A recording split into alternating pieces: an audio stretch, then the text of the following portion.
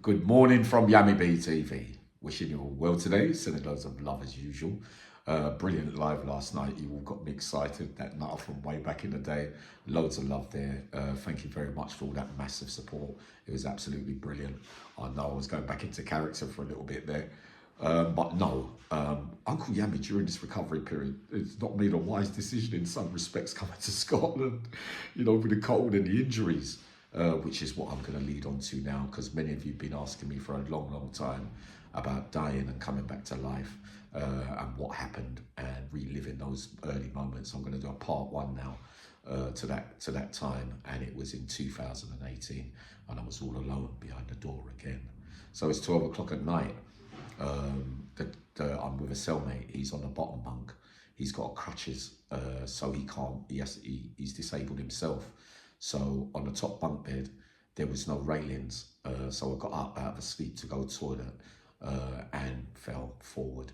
A freakish accident in that kind of respect, if you get what I mean. Head first, neck broke, back broke, cervical 3, 4, 5 fracture, spinal patient now for the rest of my life, which in again, it's fair to say it's always going to be with me, and it can only get worse than it. So at some stage, I do expect this to get the better of me, if you get what I mean, but not if I have anything to do with it, because I will do the best I can to keep fighting it, if you get what I mean. That's a permanent battle on its own. Many are disabled out there. I have many followers that are disabled, will know what it feels like when you can't do the things that you used to do before. So I fall, I'm on the floor, cellmate wakes up, I can't move, I'm trying to fight with it. Obviously the body's gone into shock, nothing's moving at all, and he's turned on the light and he's looked at me and he said, "Unks, look, I got pressed the bell, man, you're not going to make it." I don't know what I was saying, to be honest, because when you're in shock, you can say anything. So he's pressed the bell, they've taken ages to come, then they've got an ambulance, and put me in an ambulance straight away. No, not straight away. It took about an hour for the ambulance to come, and then when we was at the gate, it took another hour to get out the gate. So imagine that. And in the background, all I could hear was an ambulance lady saying, "It's my first night on the job, and he's not going to make it, and I can't get him out of the gate." She goes, and that's all I remembered hearing, and then I was fading. But I remember I was calling my missus's name at that time, Mel, who is an angel sent down by God to look after me. It's fair to say, as not fulfilling my promises when I came out to take care of her, it would have been now. I would have been more capable of a relationship, if you get what I mean. But we know the story with that already. So imagine you're in that ambulance, and I must have faded a bit, and then obviously lights out, and then I can't remember if it was 1 or 2 days later that I woke up. And then I'm lying there, intensive care, and I'm looking at the thing, and I'm looking down, and all I can see is prison officers around me, kind of thing. And then obviously my missus went up to Wandsworth to visit me, and she didn't know, no one phoned her or nothing, right? So she wouldn't have known. So she basically tried to get through the door to see me at that place, at the hospital, and they wouldn't let her in. But then there was some arguments developed, and I think the governor sorted it all out. I know an MP had to get involved in that kind of stuff. So when I'm looking around, all I can see is those faces of prison officers and my missus with her head down, really close to breaking point, if you get what I mean. But I'm looking at myself and I can't believe it, that nothing can't move.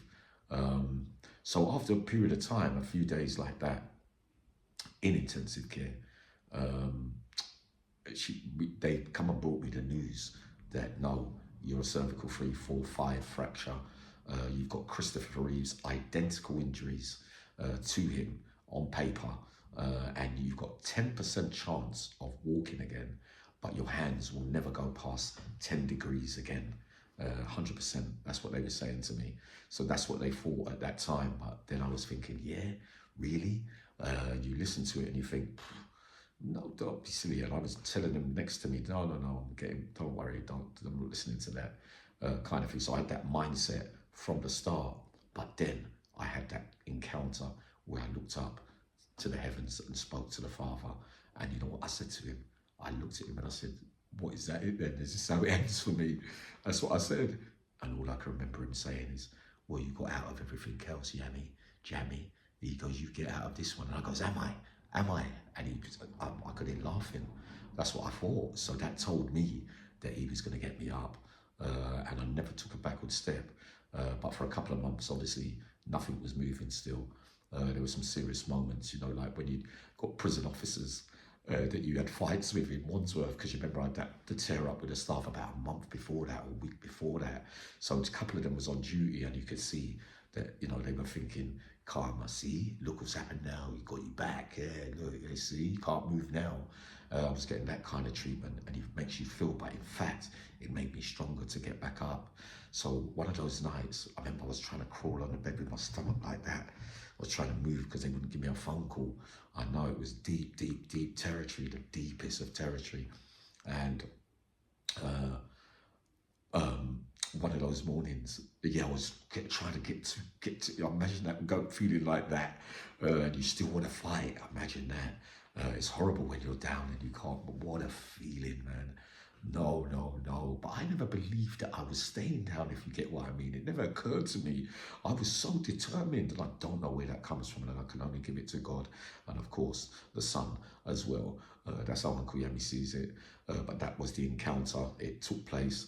And the morning as well, like, you know, you have to get hoisted out on a bed on an electric thing like that, and they used to have to put me in the chair, and then obviously I couldn't turn the pages of the Bible as well, so I was reading the Psalm and I started crying, and there was a lady officer in there, and she looked at me and she said to me, why are you crying, Uncle Yami? Why are you crying? Because you know you can't get back up.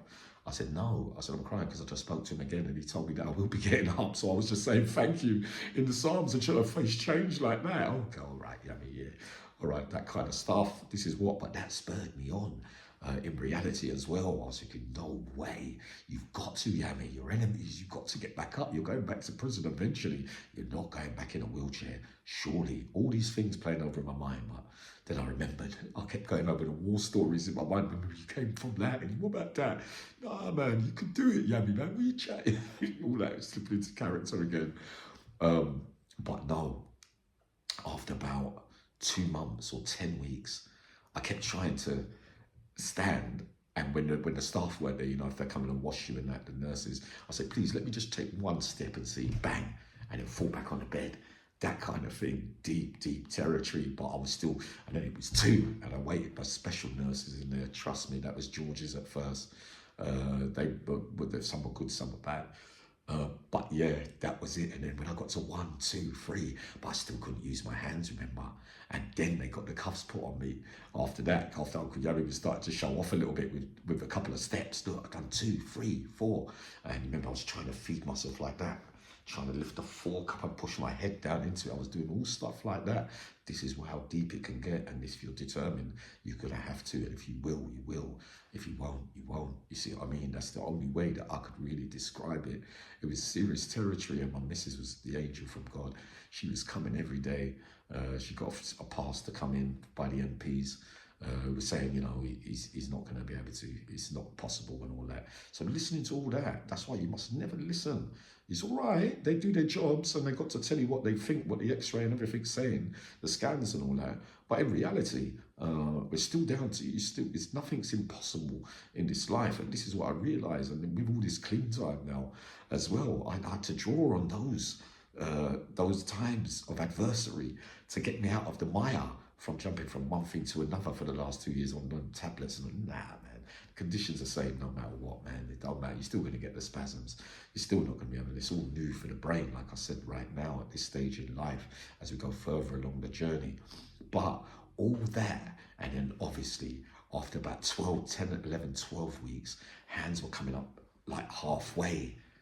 I started to think, yeah, hold on, nah. I'm not having that kind of thing. But like the comedian I am, when the horrible ones came on duty, I started to show off, right? So I started to show off, like, when we was going to the physio room, I was like walking down the corridor in the hospital, flicking out, yeah, the great MB. But really, I was only winding them up, you know what it is with me. But it was silly, because when it came for rehabilitation to go to Stanmore, they tried to stop me going, but there was a great Indian doctor when I'm operating on me, he said, no, he's got to go to Stanmore. So he said, oh, but the governor wanted me back. He tried to say, yeah, we could sort him out on the healthcare, let him go back, blah, blah, blah. Just tried all that. Didn't work again. The angels were smiling at me. Again, I had a man there, out of all of them in the room would say, no, take him back. And there was one other as well saying, nah, he can't use his hands. You're going to have to do all that feeding and the money cost or something, taking me back to prison.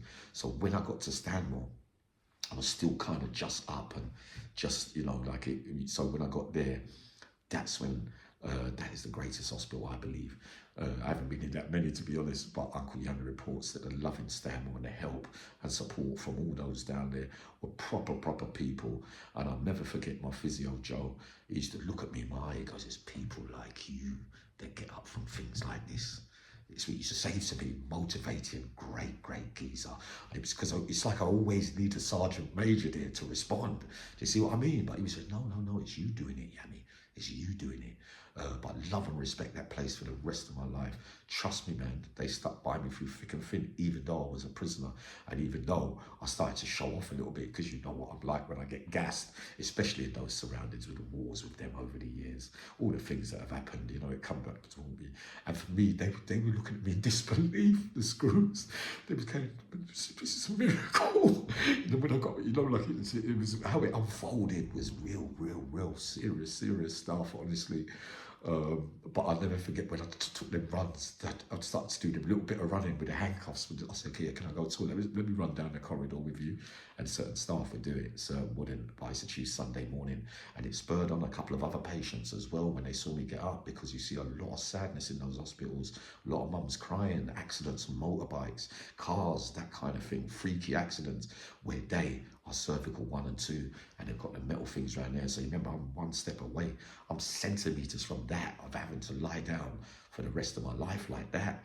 That's how close it is. You see what I mean? This is why I begin to respect life and what God's got planned for me, especially for some of you lot, man, with my giving back and making amends.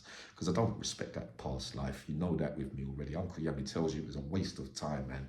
Many of us have been hurt by so many things over the years. A lot of it, just be said, could have been environment, self-inflicted, self-destructive, the things that we were led to believe, to think about ourselves in a way that we would saw.